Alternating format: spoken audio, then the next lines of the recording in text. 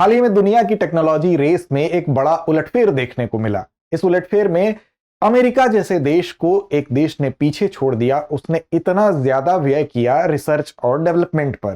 तो आइए आज के इस एपिसोड के माध्यम से जानते हैं सबसे पहले कि वो देश कौन सा है और दुनिया के इस टेक्नोलॉजी रेस में भारत कहां पर खड़ा है, यानी कि भारत रिसर्च और डेवलपमेंट पर कितना खर्च करता है। तो दरअसल आज हम बात करेंगे एक रिपोर्ट के आलोक में, जो रिपोर्ट हाल ही में आई थी। इस रिपोर्ट को हम कहते हैं विश्व बौद्धिक संपदा जो संगठन है, यानी कि वर्ल्ड इंटेलेक्चुअल प्रॉपर्टी ऑर्गेनाइजेशन है, इसके द्वारा ही ये रिपोर्ट जारी की गई थी, जिसको हम किस नाम से जानते हैं, तो इसका नाम है ग्लोबल इनोवेशन इंडेक्स। ये एक वैश्विक रिपोर्ट होती है जो देशों के इनोवेशन की कैपेसिटी को अभिव्यक्त करती है। दरअसल किसी भी देश में जो एजुकेशनल स्किल कितना है, वहां पर साइंटिफिक रिसर्च किस पैमाने पर हो रहा है, वहां के पेटेंट और साथ साथ स्टार्टअप्स की क्या स्थिति है, टेक्नोलॉजी डेवलपमेंट किस कदर हो रहा है, इन सारे चीजों को इस इंडेक्स के अंतर्गत व्यक्त किया जाता है, जिसको कि हम ग्लोबल इनोवेशन इंडेक्स के तौर पर जानते हैं। अब हाल ही में वर्ष 2025 का ग्लोबल इनोवेशन इंडेक्स जारी किया गया। इसमें जो मुख्य तौर पर अगर हम बात करें तो टेक्नोलॉजी डेवलपमेंट के अंतर्गत ही आता है रिसर्च और डेवलपमेंट पर कितना व्यय कोई भी देश कर रहा है।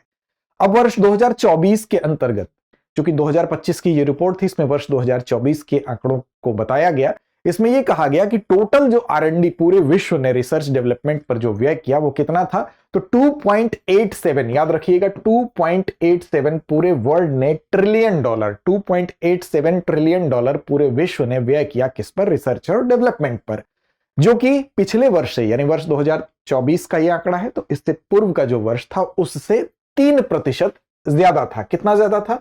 3% ज्यादा था अपने पूर्ववर्ती वर्ष की तुलना में।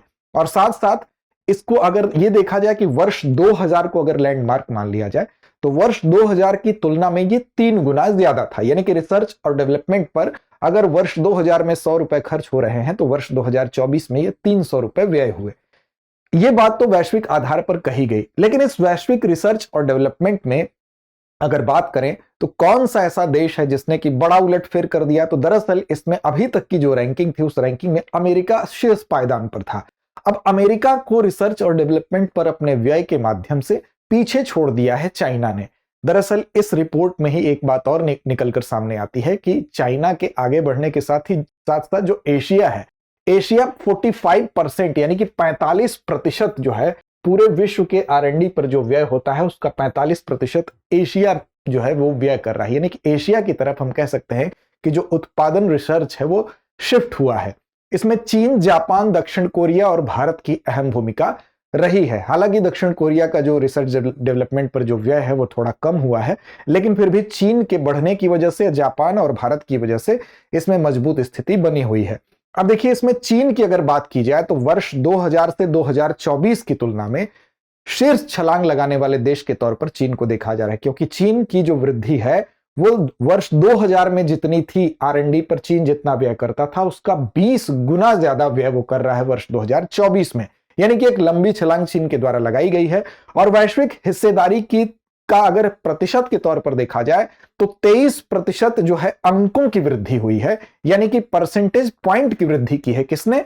चीन ने। तो इस तरह से पहले स्थान पर आ गया है चीन। अब नजर डालते हैं कि R&D पर खर्च करने वाले शीर्ष जो देश हैं वो कौन कौन से हैं। तो देखिए, पहले स्थान पर चीन आ गया, ये आप देख सकते हैं, 785.9 बिलियन डॉलर ये खर्च कर रहा है R&D पर, जो कि वर्ष 2000 को लैंडमार्क मानते हुए उसका 20 गुना है।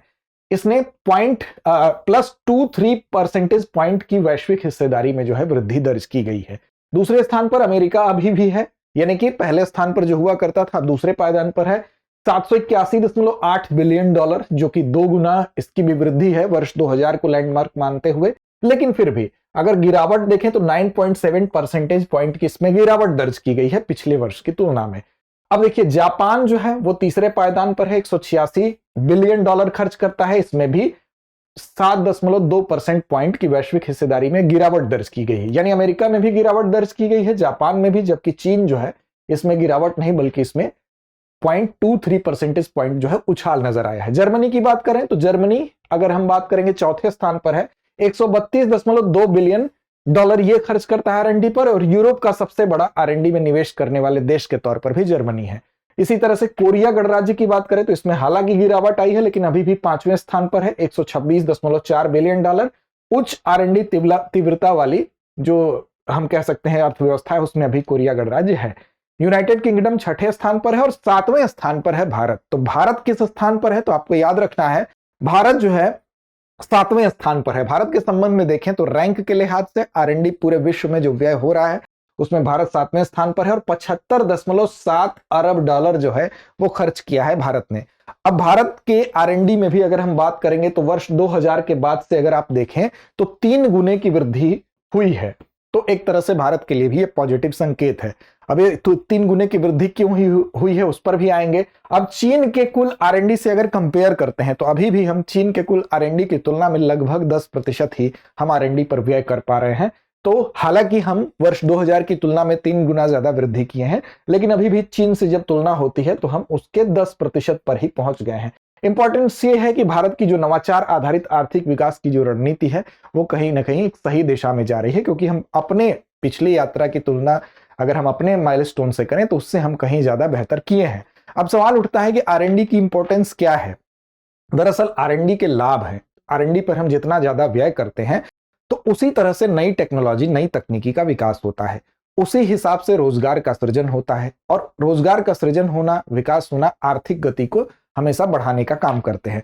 एक अध्ययन के अनुसार ये बात निकलकर सामने आई थी कि कहीं भी अगर प्रोडक्टिविटी जो है R&D पर अगर व्यय बढ़ता है तो प्रोडक्टिविटी बढ़ती है किसी भी काम की। अगर एक अध्ययन के अनुसार ही आंकड़ा बताया गया है कि 1% अगर R&D पर व्यय ज्यादा होता है, 1 परसेंटेज पॉइंट अगर R&D पर व्यय ज्यादा हुआ तो जीडीपी का पर कैपिटा जो जीडीपी है उसके 0.13% में वृद्धि हो जाती है। तो ये एक अध्ययन का एक आंकड़ा है। तो इस आंकड़े को एक उदाहरण के तौर पर आप ले सकते हैं। इसको शाश्वत सत्य ना भी माने तो भी ये बात तो इससे स्पष्ट होती है कि जो है प्रोडक्टिविटी बढ़ती है और कहीं ना कहीं R&D पर अगर हम व्यय करेंगे तो उससे हमारे जीडीपी में भी ग्रोथ होगी। अब इसरो ने जो पिछले कुछ दिनों में महत्वपूर्ण काम किए हैं, या हमने कोविड-19 के समय जो वैक्सीन डेवलप की है, या हम अपने स्पेस के क्षेत्र में जो काम कर रहे हैं, इन सारे वजहों से हमारा R&D पर व्यय पिछले अगर वर्ष 2000 को माइलस्टोन माने तो 3 गुना वृद्धि को दर्ज करने में इसका अहम योगदान रहा है। जैसे कम लागत वाली जो सैटेलाइट है उसको इसरो ने उसको डेवलप किया, तो कम लागत में सैटेलाइट लॉन्च करने की क्षमता हमारे पास होने की वजह से बहुत सारे देशों की सैटेलाइट लॉन्च करने का जो हम कह सकते हैं काम है वो इसरो के पास आता है। तो इससे हमें लाभ होता है, हमारे देश को लाभ होता है। सबसे पहले सबसे सस्ते अंतरिक्ष अगर हम कहें कि भारत अगर दुनिया में अंतरिक्ष मिशन जो लॉन्च होते हैं उसमें सबसे सस्ते अंतरिक्ष मिशन लॉन्च करता है, तो इस लिहाज से ही कर पा रहे हैं हम कि इस क्षेत्र में हमने R&D को बढ़ावा दिया है। चाहे वो मंगलयान हो आपका, चाहे वो आपका चंद्रयान हो, ये हमने बाकी देशों की तुलना में अगर आप देखेंगे तो हमने बहुत कम बजट में इसको किया और ये तभी संभव हुआ जब R&D पर व्यय ज्यादा हुआ। भारत ने बायोटेक की जो वैक्सीन बनाई थी कोवैक्सीन, वो हम कह सकते हैं कि पहला DNA आधारित वैक्सीन हमने कोविड-19 के समय बनाया और इससे वैक्सीन निर्यात में भी हम अहम योगदान दे सके। तो ये वो चीजें हैं जो R&D की वजह से ही संभव हो पाई। अब नए स्टार्टअप जब भी लगते हैं वो R&D की वजह से उसमें और बढ़ावा मिलता है, हाई स्किल जॉब्स क्रिएट होती हैं। और स्पेस स्टार्टअप की अगर बात करें तो वर्ष 2021 में स्पेस स्टार्टअप्स में 196% ज्यादा निवेश बढ़ा था। तो ये वो तमाम कारण है, वो चाहे इसरो हो, चाहे हमारा फार्मास्यूटिकल इन्वेस्टमेंट हो या हमारे नए स्टार्टअप के क्षेत्र में हो, हमने इसमें R&D में वर्ष 2000 की तुलना में 3 गुना ज्यादा निवेश किया है और भारत पूरे वैश्विक दृष्टिकोण से देखें तो 7वें पायदान पर अभी काबिज है। हालांकि अभी अपने पड़ोसी देशों की तुलना में इस पर व्यय किया जाना अभी शेष है, अभी बहुत लंबा रास्ता तय करना है। चलेंगे अभ्यास प्रश्न की तरफ, लेकिन उससे पहले आपको बता दें कि अगर आप अपनी यूपीएससी की तैयारी अपने घर से करना चाहते हैं, पॉकेट फ्रेंडली बजट में करना चाहते हैं, तो आपके लिए एक बेस्ट कोर्स हमारे पास है जिसका नाम है GS studio foundation live online course. इस कोर्स की सबसे खास बात, इसकी कीमत है 24,999 के अंदर ही ये कोर्स आपको मिलेगा। उसमें भी अतिरिक्त डिस्काउंट आपको मिलेगा अगर आप कूपन कोड AMITABH अमिताभ का इस्तेमाल करते हैं। इस कूपन कोड का इस्तेमाल करने पर यह कोर्स आपको जिस फीस पे आपको मिल रहा है उससे भी अतिरिक्त डिस्काउंट पर मिलेगा। हिंदी, इंग्लिश और इंग्लिश तीनों माध्यम में है।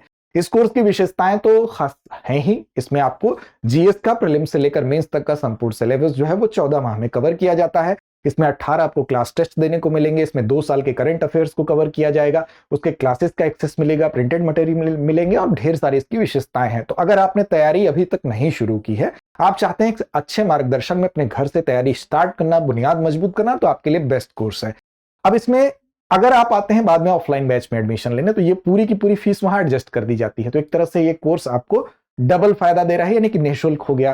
तो इस कोर्स के संबंध में तीनों ही हमारे पास बैच हैं। उसके लिए आपको दृष्टि लर्निंग ऐप को डाउनलोड करना होगा। उसमें अमिताभ कूपन कोड जैसे ही अप्लाई करेंगे अतिरिक्त लाभ आपको मिलेगा। इसके अलावा डिस्क्रिप्शन में लिंक भी होगा, उस लिंक के माध्यम से भी इस पर आप जा सकते हैं। अभ्यास प्रश्न पर चलते हैं। 2024 में वैश्विक R&D खर्च लगभग कितना रहा? मतलब पूरे विश्व ने R&D पर कितना खर्च किया वो आपको बताना है। विकल्प आपके सामने है, 1.87 trillion dollar, 2.27 trillion dollar, 2.87 trillion dollar या 3.87 ट्रिलियन डॉलर।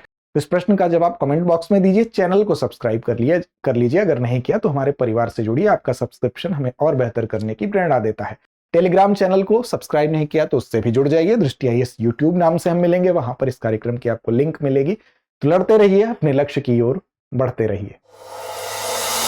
अब एग्जाम की तैयारी को और बेहतर करने के लिए हमारे चैनल को लाइक, शेयर और सब्सक्राइब करना ना भूलें।